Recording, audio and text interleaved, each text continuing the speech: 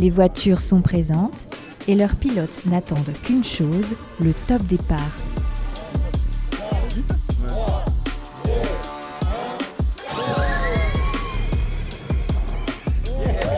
C'est aujourd'hui l'inauguration du circuit du Dusty Artsenheim Club, une association créée il y a peu autour d'une passion commune, les voitures radiocommandées. Ça y est, c'est le grand jour, on a quasiment fini tous les travaux. Et on avait envie de se faire un peu connaître au niveau du village, on avait envie de faire venir un peu les amis, leur montrer ce qu'on a réussi à faire. Et voilà, on a de la chance, la météo est avec nous. Pour Sébastien, le président du club d'Artsenheim, tout a commencé avec l'acquisition d'une voiture RC, radiocommandée, et sa volonté de la voir rouler en terrain non hostile. Ça a commencé, je voyais Loïc, mon voisin, il avait déjà des voitures comme ça. Et c'était attirant. Mon fils, forcément, il a vu ça, il en voulait une, donc je lui en ai acheté une. Et de temps en temps, j'aurais bien aimé rouler avec, mais bon, il n'est pas partageur. À force, je m'en suis acheté une. Et après, ça commençait à devenir compliqué de trouver des endroits où on voulait rouler. Si on allait à un endroit qui était sympa pendant un temps, il suffisait que la végétation pousse, c'était déjà plus compliqué. À d'autres endroits, on nous a fait clairement comprendre qu'on n'était pas les bienvenus. Et donc, on avait vu ce terrain. L'association s'est donc vite agrandie. De 4 adhérents, elle en compte aujourd'hui 25. Il manquait l'autorisation de la commune pour aménager un terrain. La question, c'était celle de savoir si la commune était OK pour mettre à disposition son terrain, qui est donc une parcelle communale. Bien entendu, un terrain en friche, on n'y a vu que des avantages. Se posait quand même la question des éventuelles nuisances sonores pour le voisinage, c'est important.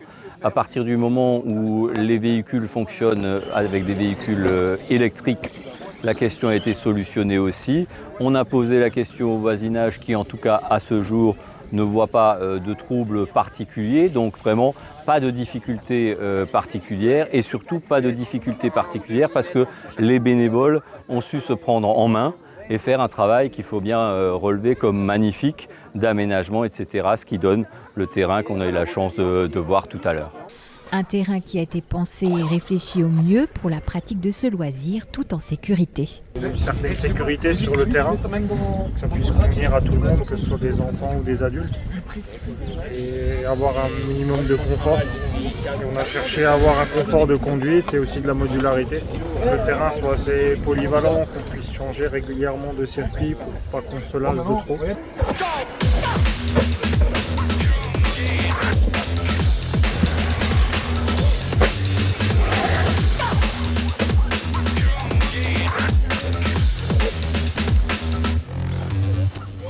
Le terrain est polyvalent, point de lassitude et les cascades s'enchaînent avec les dépannages.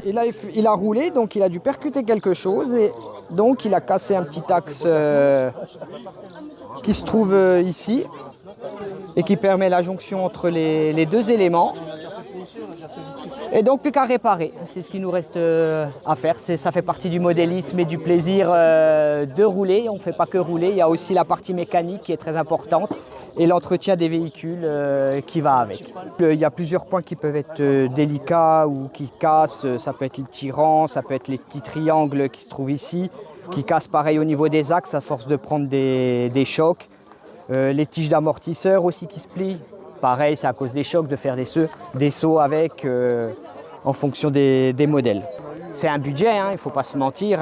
Ça coûte entre les lipos, le matériel, les roues, les pièces qu'on change, les consommables, parce que c'est des véhicules où il y a des consommables aussi. Donc oui, il faut prévoir un certain budget quand même en fonction des véhicules. C'est un petit véhicule, un Traxxas Hose qui vaut dans les 350-400 €. Après, vous avez encore les lipos, donc les petites batteries. Les batteries qui se vendent aussi entre 30 et 50 € en fonction des marques. Et les véhicules, si vous prenez donc les gros X-Max qu'on voyait comme pour l'inauguration, c'est 1 200 € un véhicule. Sans les batteries, sans tout. Donc en fonction du véhicule, voilà. Le club permet à chacun d'échanger et d'améliorer sur place sa voiture radiocommandée. Moi j'ai les 40 par 40, mais c'est les 30. Ah non, 40-28. Thomas a ouvert son entreprise il y a 3 ans et propose ses services pour améliorer la carrosserie des voitures. Au début, on en avait marre de tout le temps casser, par exemple la benne comme lui là. Voilà, c'est fin mais ça casse. Et donc nous, on est sur un produit qui est un peu plus durable, même sur un petit modèle. Et là, on est sur un plastique qui est plus souple, plus flex. Et donc là, on est sur un produit qui est beaucoup plus durable. Qui, là, je pense que celle-là, elle doit avoir peut-être un an ou quelque chose comme ça. Alors que là-bas, on arrive à un résultat cassant comme ça au bout de 1 ou 2 mois, facile. Ici, pas de compétition, chacun vient pour partager cette passion commune et faire rouler ses véhicules ou admirer le spectacle.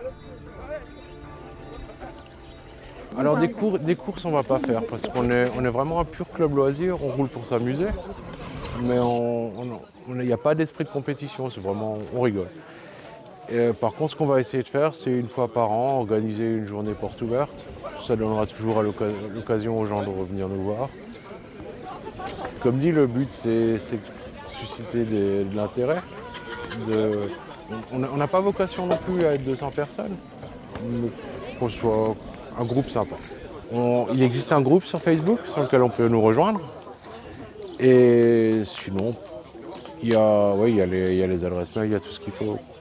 On peut se téléphoner, tout est possible.